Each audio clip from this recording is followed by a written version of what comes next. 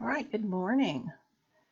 I am Doreen Browning, and as soon as the comment box appears here, my intention, there we go, is to place my resources in the comments, and then we'll get started. So let's see. Whoop, that's not going to work either. So I'm going to have to do that afterwards. Okay, I forgot that I copied and pasted. All right.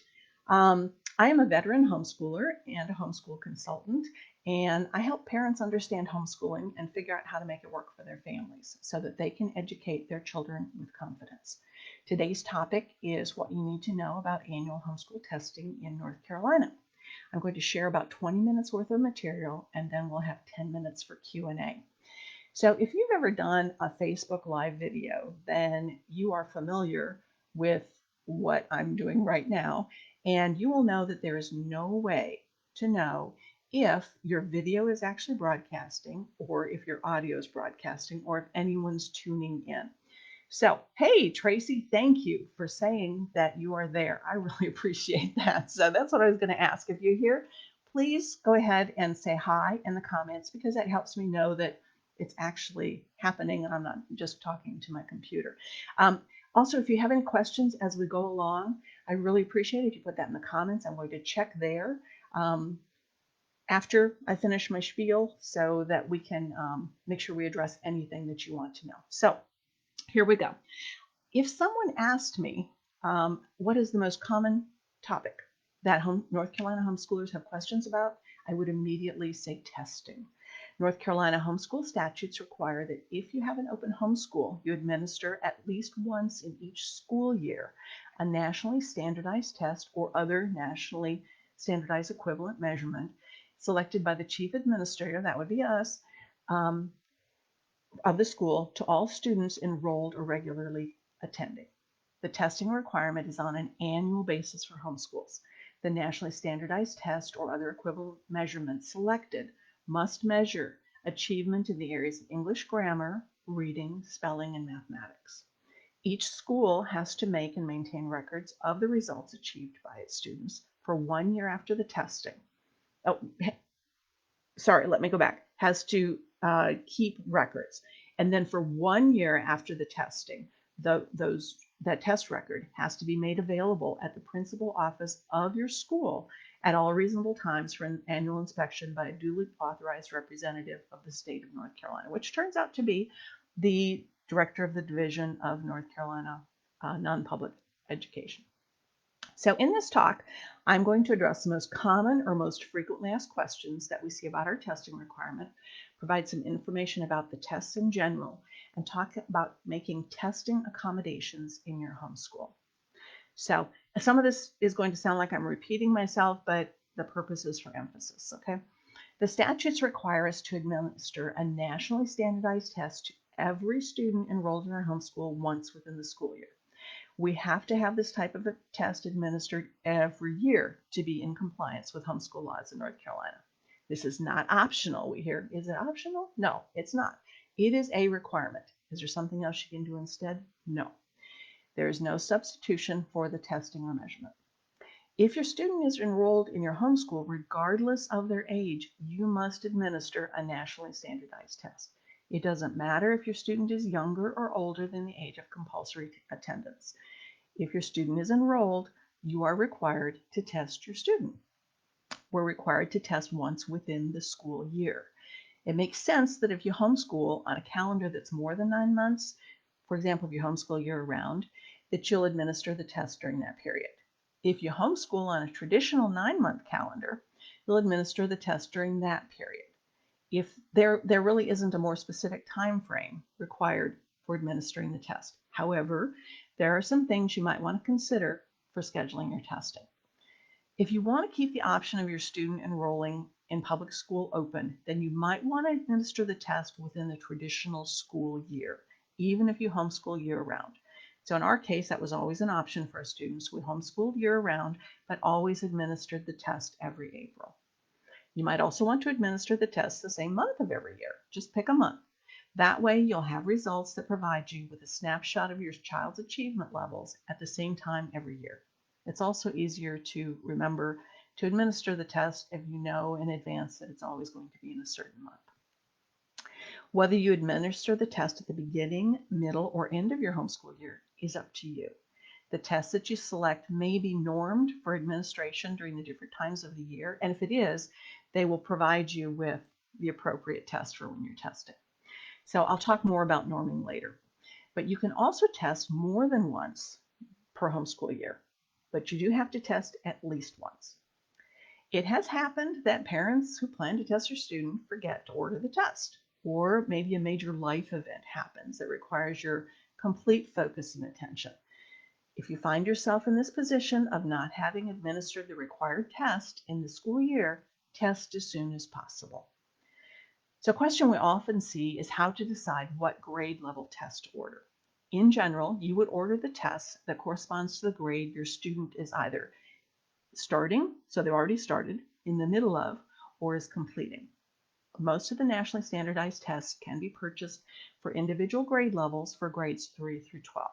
A few of the nationally standardized tests are also available for grades K through 2. Again, while you would generally purchase the test for the grade level your student is in, you're not limited to that option. You have the option to do what is called out-of-level testing. This is another topic, and I'll talk about it more later in this Facebook Live. So the nationally standardized achievement tests are typically one big test that covers multiple subjects all on one grade level. So if you order a 6th grade test, the subjects tested will all be at the 6th grade level. To meet our homeschool testing requirement, the test we choose must cover English grammar, reading, spelling, and mathematics. I know I keep saying that, but that's okay. The tests that are listed on the North Carolina Division of Non-Public Education website as fulfilling the homeschool testing requirement all cover these subject areas. That list is not exhaustive. There are other tests out there that you can use, but make sure that they do cover those subjects if you choose something else. So for some of the tests, you can also order single subjects, like a test just for English, a test just for mathematics. You can do that. Just make sure that you test all of the subjects required by our homeschool statutes once per homeschool year. Many of the nationally standardized achievement tests can be administered by you in your home. Some may require that the person administering the test have certain qualifications. Examples would be the Iowa Test of Basic Skills. You have to have a bachelor's degree to administer that. Or the Woodcock-Johnson. That requires the administrators hold specific education credentials and be approved to administer the test. Some of the tests are available to be taken online. Others are paper and pencil, and the Woodcock-Johnson, for example, is an in-person test. Some of the tests are timed and some are not. Sometimes homeschoolers will come together to administer group testing. This is often done for the Iowa Test of Basic Skills or the Terra Nova Cat 6. These paper and pencil tests are usually administered over a several-day period, several hours each day, and parents might rotate the proctoring of a small group of students in the same grade or grade ranges, and that will depend upon the test instructions. The test will say you can test these grades at the same time for this subject, and it's mostly because the timing of the test is the same. All of the achievement tests require that you do not share the contents of the test with anyone else. So don't make photocopies of the test booklet, don't share the test booklet with someone else. You're supposed to keep that to yourself. That's testing fidelity. In North Carolina, we are required to keep the results on file in our home. For a period of 1 year after the test is administered, you have to make sure that that test would be available for inspection by the North Carolina Division of Non-Public Education at your home to prove that you have tested. They're not going to ask to pay attention to the results. They just want to see evidence of compliance. The results of the test don't have to be reported to anyone. And although there's no requirement to keep the tests on file for longer than a year, I would recommend that you keep them until your student has graduated your homeschool, just because.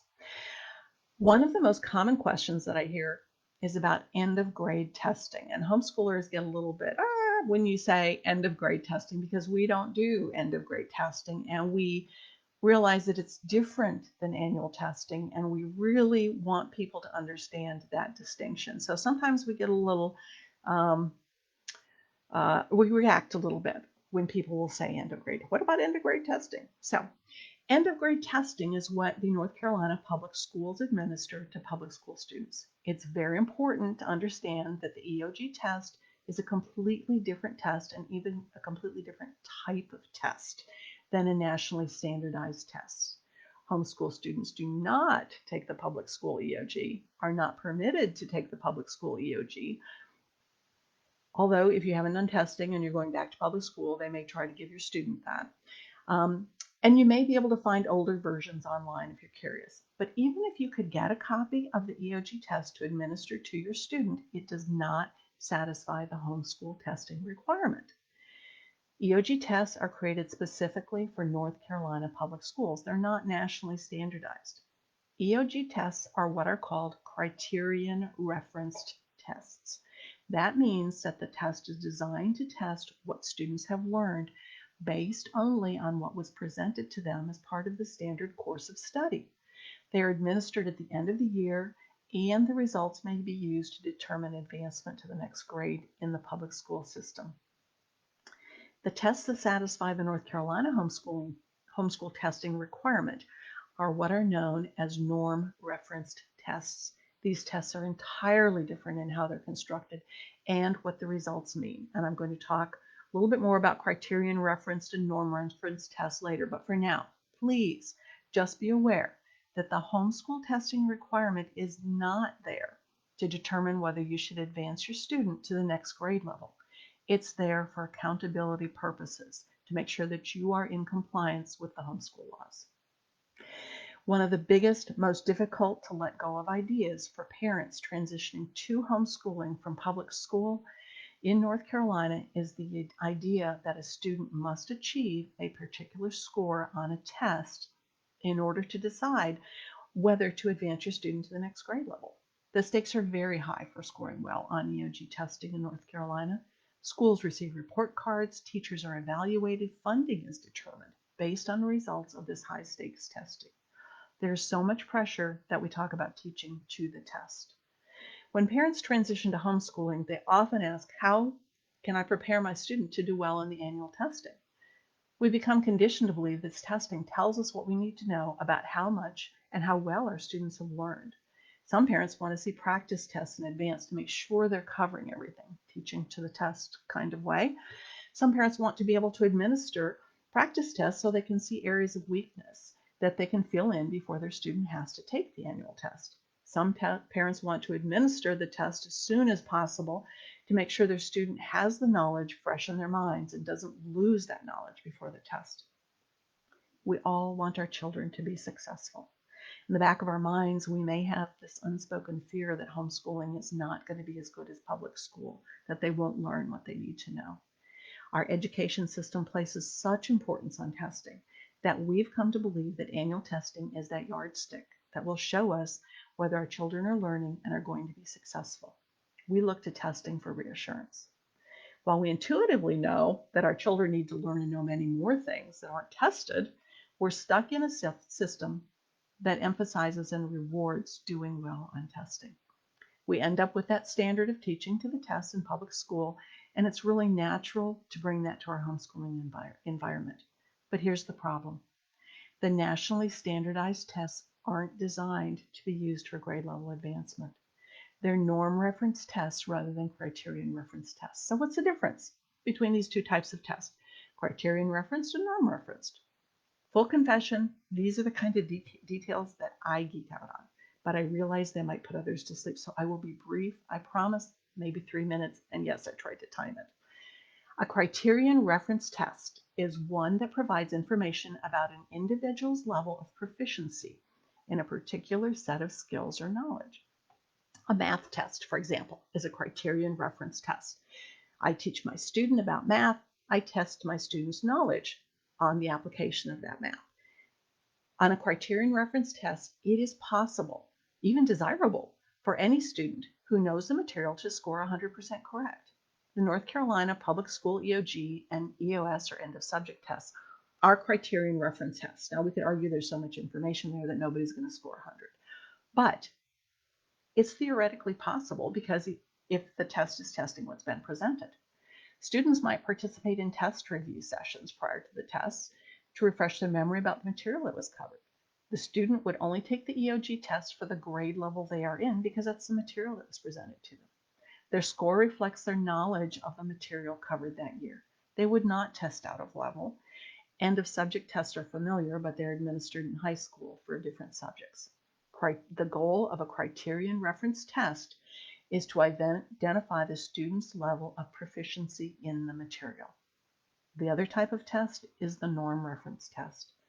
The nationally standardized tests that homeschool students must take to satisfy the requirements in North Carolina every year are norm reference tests.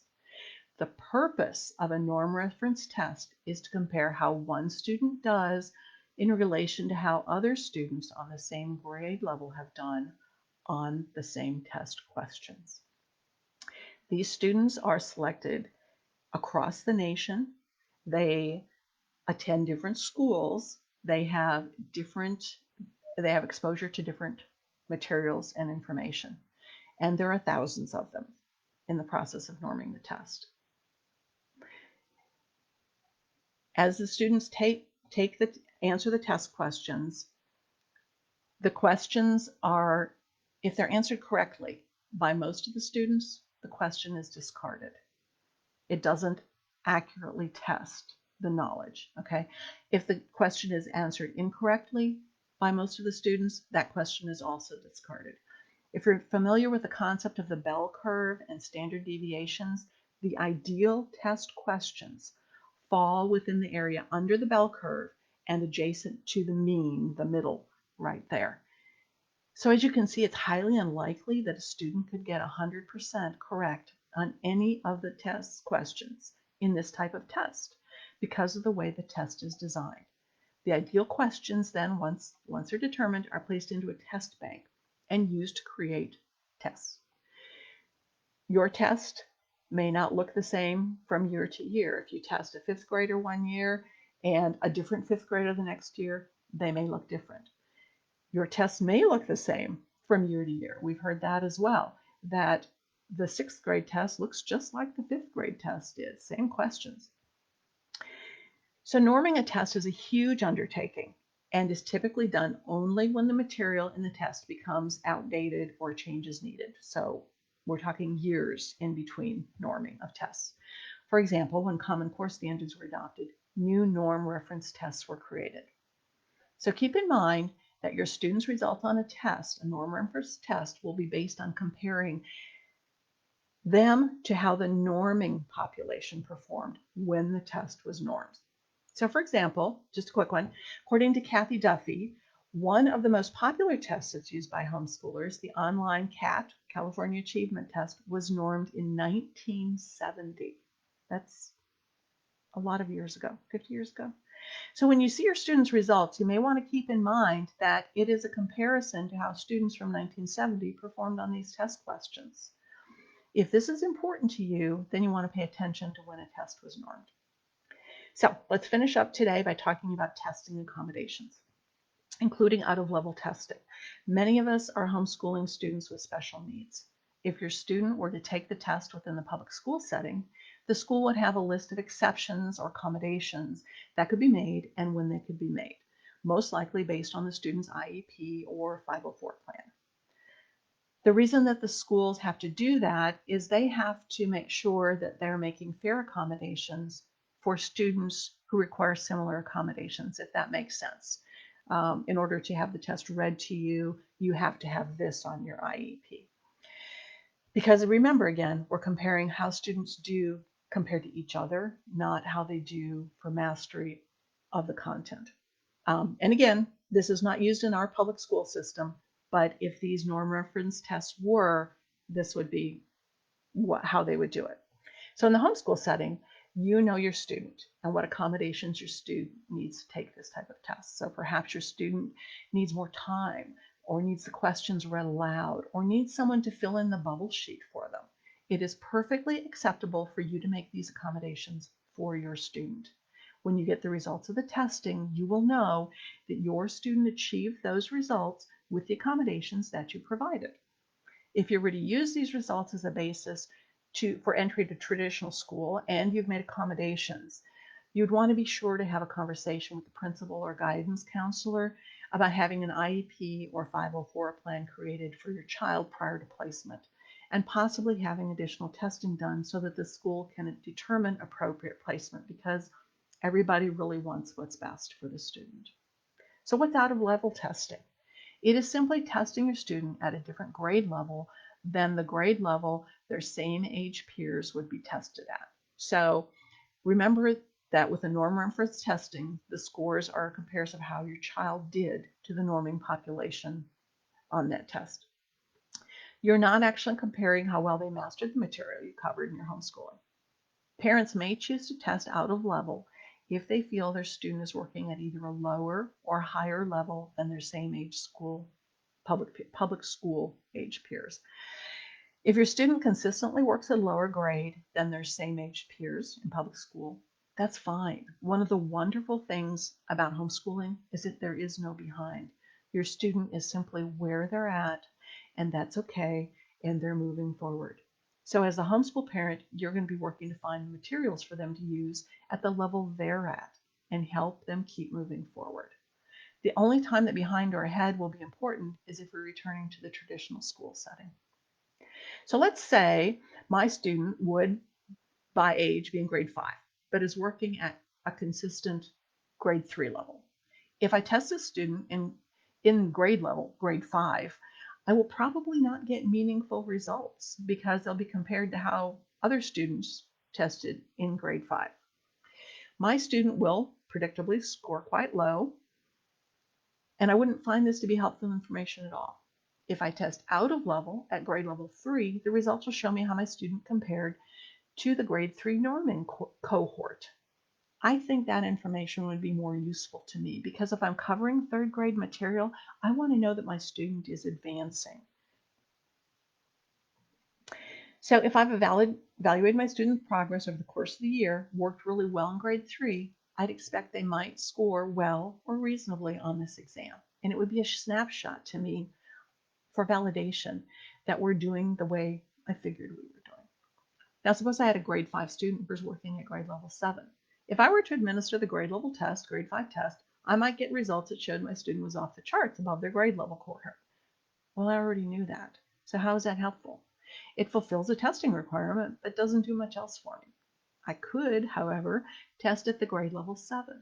This might validate for me that I've made a good guess at the grade level my student is working at.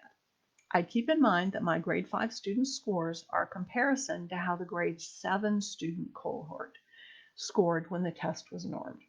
So again, if you're planning a transition to school, to traditional school for your student, this is another time to have a good conversation with anyone that would use these test results as part of an evaluation for placement. The way that I always used our test score results was to compare my students' results from year to year. Just one student to that one student. We tested at grade level. I could see that my students were consistently scoring at about the same levels every year. So for me, this was validation that we were learning and advancing. So we can now go to Q&A. Hey, 23 minutes.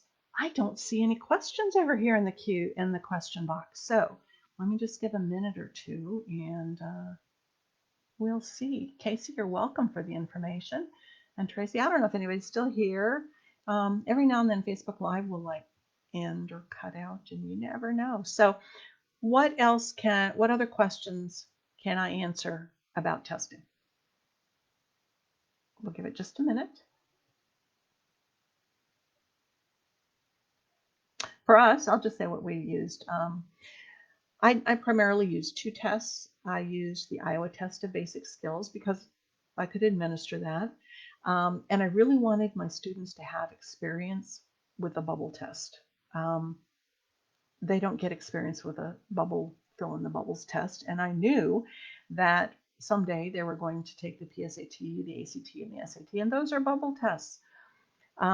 So I used that for a lot of years. Do you ever vary the test given, or do you recommend always giving someone? Yeah, hey, Marin. So I'm just talking about what I did. So I used the ITBS.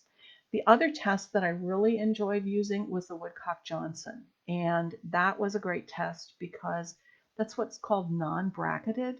They start out with your grade level. So when you order the Iowa test or any other test, you order a grade level, right? The Woodcock-Johnson, they say, okay, here's your grade level student. You're grade 5, we're gonna start asking some questions that are below grade level. And on that subject, we'll just go ahead and keep asking questions above grade level. And you can go as high as you can go. And I believe it's when you miss 3 at a certain grade level, that's where they say, okay, for English, this student is testing at that grade level. And I loved that feedback because it would help me understand things about my student that I couldn't get from the results of the other tests. So let's see. The Iowa test was last normed. Yes, the Iowa is more recently normed. The Cat 6 or Terra Nova was also more recently normed. So there's a lot of versions of the Cat. And the Cat that is currently given online as either a timed or untimed test, it is my understanding, I've sent the company a question, and I hope to get back to me about when was this norm, just so that I can, because I like to go to the source, right? Just so that I can figure out if my information is correct. I don't want to be telling you something that's not. So there are a lot of versions of the Cat, and the latest version, I think there's a Cat 7 out, but I haven't seen that available for homeschool students yet. The latest one that's available for homeschool students is the Cat 6, sometimes called the Terra Nova, and it's available not online, but as a paper and pencil test. And I hope to put together more information, maybe another live covering the tests, or maybe just a little PDF or something, because sitting and listening to me talk about different tests could be pretty boring. So you're welcome, Marin.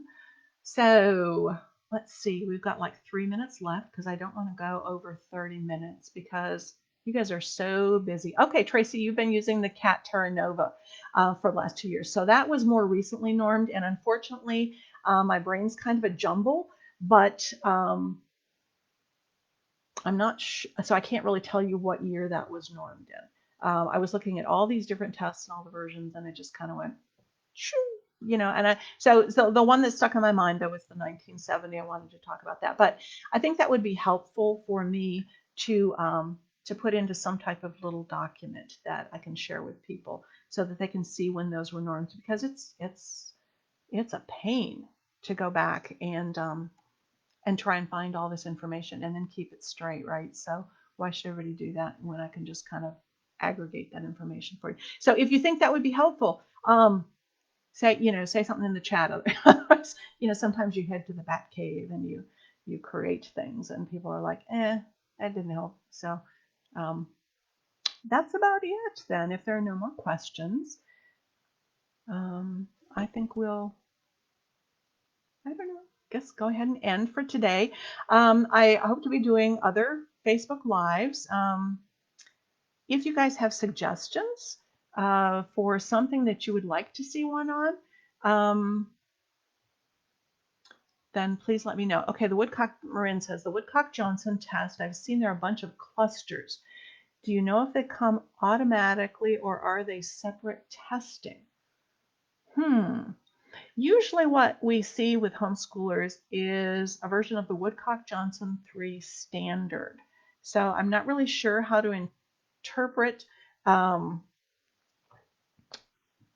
question, Marin, and how to answer it. So maybe we can Facebook message or something else about that so I can get some more clarity on that question, because I don't want to just go off, somewhere on some tangent that's not helpful at all.